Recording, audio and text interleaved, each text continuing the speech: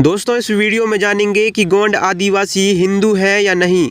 लेकिन इसको जानने से पहले आपको ये जानना होगा कि गोंडी धर्म क्या है। दोस्तों पहले जानते हैं कि गोंडी धर्म क्या है, इसके बाद हम डिस्कस करेंगे कि गोंड आदिवासी समुदाय के लोग हिंदू हैं या नहीं। दोस्तों वीडियो को बिना स्किप किए पूरा देखिएगा ताकि इससे जुड़ी पूरी जानकारी आपको मिल सके। तो चलिए जानते हैं गोंडी धर्म क्या है और यह दूसरे धर्मों से किस प्रकार अलग है। दोस्तों आपको बता दूं, गोंडी धर्म एक ऐसा धर्म है जो गोंड आदिवासियों के जीने की पद्धति है, उनकी संस्कृति है, जीवन शैली है, जिसमें लोगों से व्यवहार के साथ साथ अद्भुत आध्यात्म से जुड़ा हुआ है।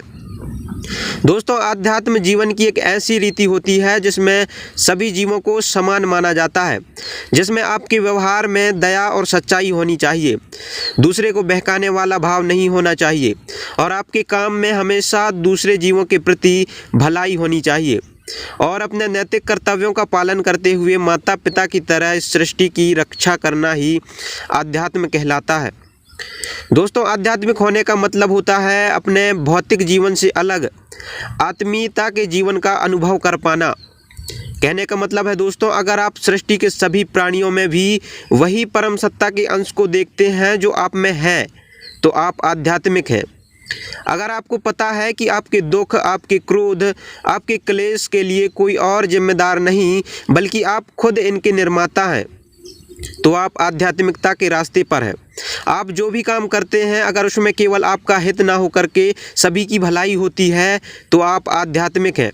अगर आप अपने अहंकार, क्रोध, नाराजगी, लालच, ईर्ष्या और पूर्वाग्रहों को शांत कर लिया है, तो आप आध्यात्मिक हैं। बाहरी परिस्थितियां चाहे जैसी हो, उनके बावजूद भी अगर आप अपने अंदर से हमेशा खुश और आनंद में रहते हैं, तो आप आध्यात्मिक हैं। दोस्तों आध्यात्मिकता अहम हिस्सा है गोंडी धर्म का। गोंडी धर्म यही आध्यात्मिकता से जुड़ा हुआ है।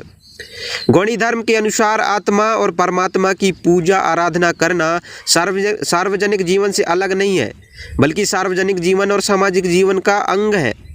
गोंडी धर्मी लोग प्रकृतिवादी होते हैं दोस्तों, मतलब ये प्रकृति की पूजा करते हैं। ये लोग घर के चूल्हे, गाय, बैल, मुर्गी, पेड़ पौधे, खेत खलियान, चांद सूरज सहित पूरी प्रकृति चीज़ों को अपना देवी देवता मानते हैं, उनकी पूजा अर्चना करते हैं। ये लोग पेड़ काटने से पहले उस पेड़ से क्षमा याचना करते हैं, इसके बाद पेड़ को काटते हैं।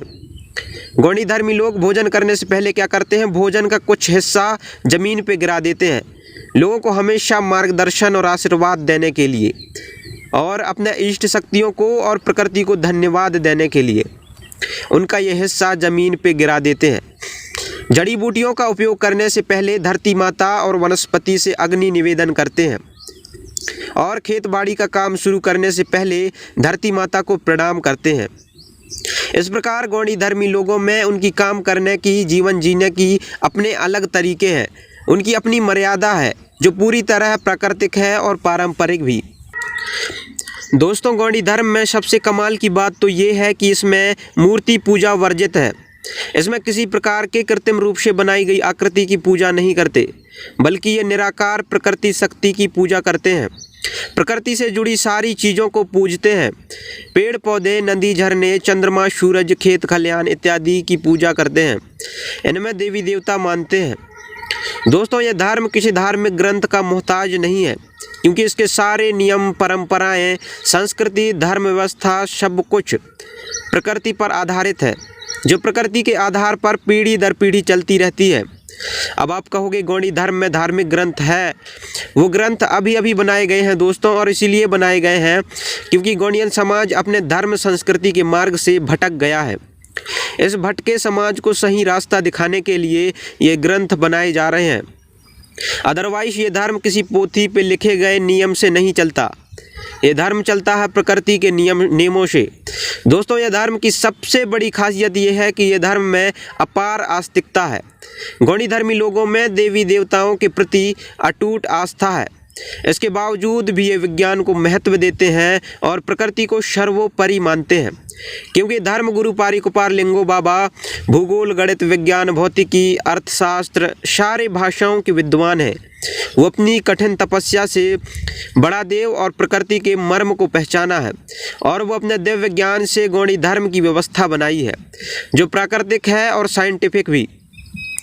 गौड़ी धर्म की सबसे अच्छी बात तो ये है कि ये लोग कितने भी आधुनिक क्यों ना हो जाएं, लेकिन ये अपनी संस्कृति और ज़मीन से जुड़े रहते हैं। ये अपनी परंपराओं को हमेशा बरकरार रखते हैं। दोस्तों, ये ऐसा धर्म है जो लोगों को प्रकृति के समक्ष लाकर प्राकृतिक ढंग से जीवन जीने की कला को सिखाता है, जो शायद ही विश्व के किसी धर्म में हो। सो दोस्तों, आप समझ गए होंगे कि गौड़ी धर्म क्या है। चलिए अब जानते हैं कि गोंड आदिवासी हिंदू है या नहीं। तो दोस्तों, आपको बता दूं, गोंड आदिवासी हिंदू नहीं है। आप इन दोनों धर्मों की धार्मिक व्यवस्था को देख लीजिए, आपको फर्क साफ दिख जाएगा कि दोनों धर्म एक दूसरे से कितना विपरीत है। गौड़ी धर्म में प्रकृति की पूजा करते हैं और हिंदू धर्म में आकृति की पूजा करते हैं। हिंदू धर्म में मूर्ति पूजा की जाती है, लेकिन गौड़ी धर्म में मूर्ति पूजा वर्जित है। हिंदू धर्म में मृत शरीर को जलाया जाता है, जबकि गौड़ी धर्म में मृत शरीर को मिट्टी में दफनाया जाता है। हिंदू धर्म में मंदिर एक निश्चित जगह होती है जहां पूजा अर्चना करते हैं, लेकिन गौड़ी धर्म में पूजा आराधना करने के लिए निश्चित जगह नहीं होती है, कभी भी कहीं पर भी कर सकते हैं। हिंदू धर्म में शादी के फेरे हो या और भी चीज़ों में क्लॉकवाइज बाएं से दाएं की ओर घूमते हैं, लेकिन गौड़ी धर्म में एंटी क्लॉकवाइज दाएं से बाएं की ओर घूमते हैं।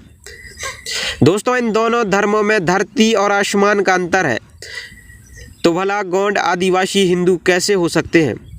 दोस्तों, सुप्रीम कोर्ट ने भी स्वीकृत किया है कि गोंड आदिवासी हिंदू नहीं है और गोंड आदिवासियों को संविधान में शेड्यूल्ड ट्राइब कहा गया है। शेड्यूल्ड ट्राइब का हिंदी में मतलब होता है अनुसूचित जनजाति। सो दोस्तों, इस वीडियो में इतना ही। उम्मीद करता हूँ वीडियो में बताई गई इन्फॉर्मेशन आपको समझ आई होगी।